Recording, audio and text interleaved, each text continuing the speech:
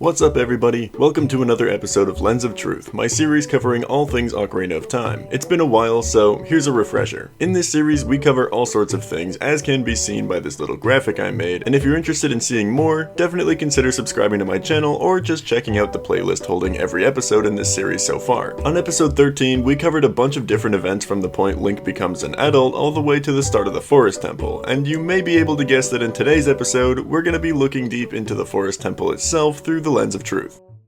Stepping into the temple, we're quickly greeted by a couple of wolf enemies. Taking them out in the same fashion as we usually do, we move into the temple's lobby and immediately bear witness to something interesting. There are 4 lit torches in the middle of this temple that suddenly go out only to reveal that there are 4 colored Poes stealing every flame and moving into a different room of the temple. The pedestal looking thing in the center of this room retreats back into the floor, and it seems like we're gonna have to get these flames back in order to make it deeper into the heart of the temple. From here, we have a few directions we can choose to go, one of which is a locked door. And I'll tell you right now, if you don't look everywhere else that we currently have access to before venturing into this locked door with the first small key that you find, you're gonna bump into all sorts of other locked doors that you don't have keys for, causing you to backtrack quite a lot and making this whole temple way more confusing and tedious than it needs to be. Let me take you through the locations of all the keys we can currently access before we head into this door. Firstly, we gotta go back through to the entrance of the temple where we fought those wolves. You may not even notice this on your first venture through the Forest Temple, but there's a climbable wall of vines here that will lead you to your first key. I can't tell you how many times I've completely forgotten to collect this one on my way into the temple. For having beaten this game like maybe 20 or 30 times throughout my life, it's honestly kind of embarrassing that I still forget about this one. Next, we can travel straight through the lobby into this door at the top of these stairs. Here, we'll have to face 2 Stalfos. Even though these guys aren't actually that hard to fight, they do deal quite a bit of damage, so don't feel too discouraged if you die to them once or twice. All you're going to want to do in this double fight is to hold out your shield and only hit them after you've blocked one of their attacks. Standing too close to them or letting them jump in on you too closely will allow them to swing past your shield, so just be careful about that and you'll be completely fine, even if your frame rate won't be whenever you kill one of them. Once we've taken out both of these guys, we'll be rewarded our second key of the temple. Next, we only have one direction we can take before entering the locked door. There's a door that's been barred off in one corner of this room and a Song of Time block in the other. Playing the Song of Time will move this block for you, revealing a door that we can get through just fine. In here, there's really not much worth talking about. We have a well, a climbable wall that doesn't really lead anywhere, and a few enemies to take out. Aside from all this though, we do have one big wall of vines to climb on the opposite side of the room from the well. Carefully avoiding the Skulltulas here, we can climb this wall and enter the next room holding our dungeon map in a chest. Exiting the dungeon map room will lead us to a switch we can step on that lowers the water in the well, and in running through the bottom of said well, we can find our third key. This will all be crucial to the area we find beyond the locked door we've been avoiding thus far, so now let's finally see what's inside. Here we have a very vertical room to make our way through. No enemies aside from this one blue bubble at the start of the room and 2 blue bubbles at the end of the room, so it shouldn't really give you any trouble. And no, I'm not just gonna skip over the fact that these things are called blue bubbles. Like, who the hell named them that? There's nothing bubbly about these things. Bubbles are meant to invoke joyful feelings, and these guys just look fucking insane.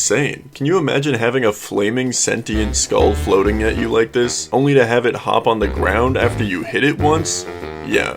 Actually terrifying. Anyways, we just need to push both this blue block and this red block into the little divot they belong to at the end of these yellow arrows on the floor to allow us to climb further up the room, and at the end of it, we can use our second small key. Through this locked door though, we find something ridiculous.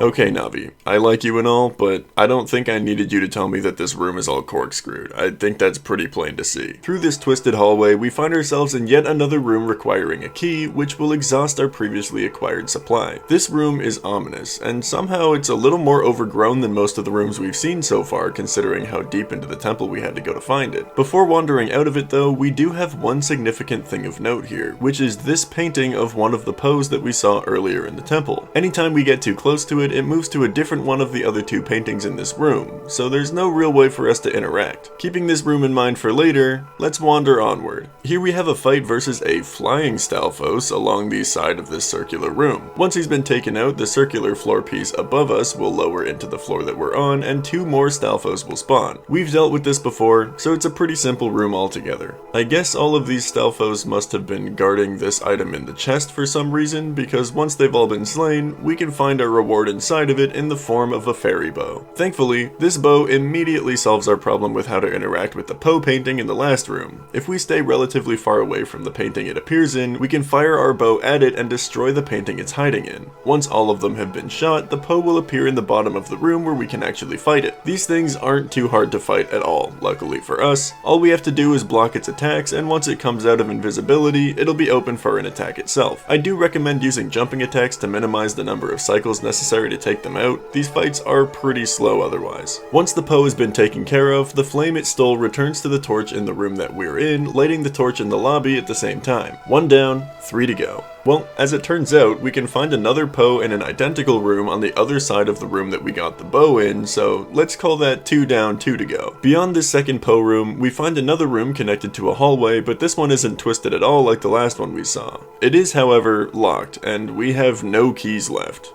Alright, let's head back. Actually, the reason we need to head back now is because we have all sorts of eyeball switches to check out now that we have a ranged weapon. We saw these plenty of times as a child with our slingshot, so it should come as no surprise that we can shoot these to activate them. In order to progress, we only need to go as far back as the door that initially led us into the twisted hallway. Atop this door, we find a crucial eyeball switch that we can shoot that actually untwists this entire hallway, making the room at the end rotate to a completely different angle. This time around, we're able to find a blue chest holding the boss key and a new way to get out of here that we didn't have access to before in the way of this hole in the floor. Getting the boss key at this point in the temple was always very interesting to me because it feels like we're getting it really early here. But in the overall scheme of the forest temple, we're pretty much halfway through now, if not a little further on than that even. Walking out of this room we find ourselves in after our little drop, we can actually see that we've made it to one of the unreached balcony sections of one of these 2 outdoor courtyard areas that we ran through earlier. Here we can fight against this wall master to get the key that we'll be needing later in this dungeon, and then we just have to make our way back. We climb to the top of this room again, shoot this switch to retwist the hall, run through these 2 Poe rooms we already dealt with, run through this second untwisted hall, and now unlock the door. Here we have a pretty simple puzzle, but quite an effective one in my opinion. On this wall we can see a switch that would normally be shot with an arrow, but it's covered with ice. No matter which direction we look to in this room, there really isn't anything else we can mess with, but eventually you're bound to notice that this torch sits perfectly between you and your target. I think this is such a fun way to introduce the idea of shooting your arrow through flames to transfer the flame on your own. It's something that you've never had to do up to this point, something you've never been told to do up to this point, and yet it's pretty much your only option given the objects in the room that you're in, so of course you're eventually gonna have to give it a shot. This switch, much like the last one residing in a room adjacent to these red carpeted halls, will twist up the hall that we just came from, allowing another secret exit from the room at the end of it. Jumping down this hole brings us to a rather simple room with a falling ceiling trap, but don't sweat it. Just run to any tile that has something on it like this switch or this chest and you're bound to be safe as there's no ceiling tiles here to crush you. Finally, we find ourselves in a room with the third Poe of 4, and this one is going to be a little different than the first 2. This time there's only one painting, and once we shoot it, we're given a minute to put together these fallen picture blocks. This task shouldn't give you much trouble as there's only one extra piece that you don't need, and it's easily spotted by the way the colors are so different from the rest of these pieces, but I still like this puzzle. It definitely feels like the dev team was experimenting here because you never really get to see anything like this in the rest of the temples. Anyways, we put this picture together, fight our third Poe just like the other 2, and we've restored the third flame to the lobby. Speaking of the lobby,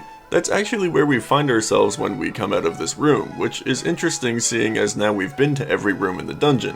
Where in the world are we gonna find— oh, there she is. For our fourth and final Poe, we have a completely different fight to the other 3. This time, the Poe will multiply itself and rotate around us, making it difficult or near impossible to tell which is the real one. There is one tell, however, and while it isn't difficult to catch on to when you're standing still and observing them, it could definitely throw someone for a loop if they were moving around and firing with their bow the whole time. What you're looking for here is the Poe that does a spin. There will always be one that spins as soon as they all show up around you, but in case you missed that spin, you will be able to see it spin again if you just wait long enough. After defeating our fourth Poe, we've restored all the torch flames in the temple lobby and the center elevator reappears for us to use. Finding ourselves now deep within the heart of the temple, we're led to a strange circular room with no real way out. There's no visual indicator for what comes next here, but if you mess around long enough, you should be able to find that these walls can be pushed to move the room in a circle. Doing this will connect the 2 room openings in this room with a number of different rooms, which basically all lead up to being able to to walk through the boss door. And in walking through the boss door, we face our first boss as an adult. Or at least we would, if he ever showed up.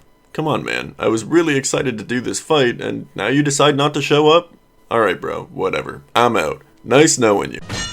Once this boss fight does begin after that cute little bait and switch, we find ourselves once again face to face with Ganondorf, before actually figuring out that this is just a phantom, hence the name Phantom Ganon. In this fight, Phantom Ganon rides his horse off into the horizon of one of these paintings lining the walls of the room, and then reappears riding straight towards you in 2 of the paintings at a time. One of these 2 paintings will be holding the real Phantom Ganon, and one of them will have a fake, so you need to try your best to keep an eye on both pictures that he's coming from. Whichever of them attempts to leave the painting will be the one that you need to shoot with your bow, and you'll need to do it about 3 times before he dismounts the horse and starts flying around this arena. This is Phantom Ganon's second phase, and it's actually a lot easier to fight than his first in my opinion. While he's flying around here, he isn't able to be damaged by any of your attacks. Mostly because 90% of your attacks wouldn't reach him anyways, but he's just immune to things like your bow or your hookshot here. What we need to do is wait until he fires this ball of lightning, and then we just have to hit it back at him. This is where the series' most famous tennis match was first played, and all we have to do is be better than he is. Once he fails at tennis and gets shocked by his own electric ball, you get to land a few hits, and then we just have to run it back a few more times. This will be the end of Phantom Ganon, and in his defeat, Ganondorf mocks his Phantom for being weaker than he was meant to be.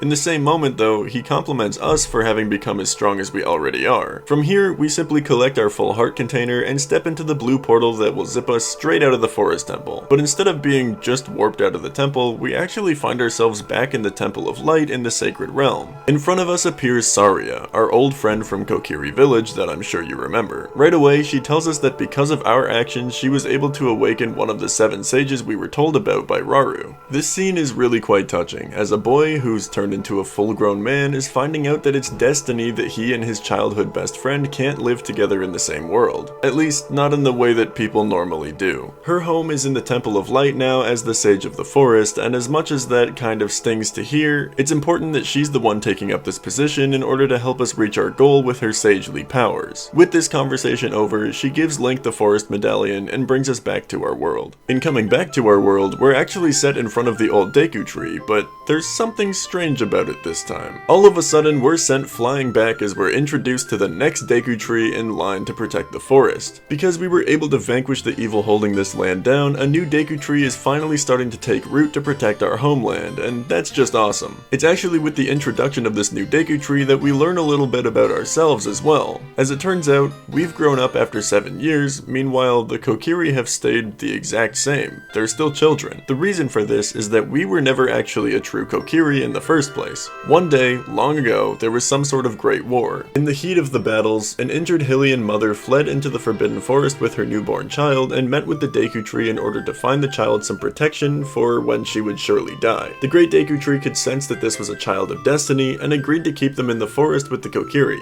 And after that, well, that's where we started our adventure. It's nice to see that we've come so far from where we started, and just in our walk back out of Kokiri village, it's plain to see that everything in this area has been restored to the way that it was. Overall, I really love this chapter of Ocarina of Time. Our first adult Link temple is actually quite a doozy, our best friend becomes one of the necessary forces on our side that we can use to eventually defeat Ganondorf, and the Great Deku Tree is coming back. It's such a feel-good moment beating the Forest Temple. The actual action of beating it in the first place, though, I'm actually not so sure. Don't get me wrong, the Forest Temple is probably one of my personal favorite temples in this game, but I do think that for the first temple that this game doesn't really hold your hand through, it can be pretty tough on a first playthrough. For one, if we didn't collect all 3 of these keys before climbing up this long vertical room, we would be going down and up that thing every single time we ran into another locked door. The backtracking these developers meant to have you do in this temple is honestly pretty malicious in my opinion, but it becomes really fun when you know that you need to collect 3 keys before going into the door in the first place. You just wouldn't know that on a first playthrough, which is where this backtracking would become really annoying. My second complaint about this temple is admittedly pretty minor, but it's this final basement room before the boss door. I really don't think this room accomplishes anything to be excited about.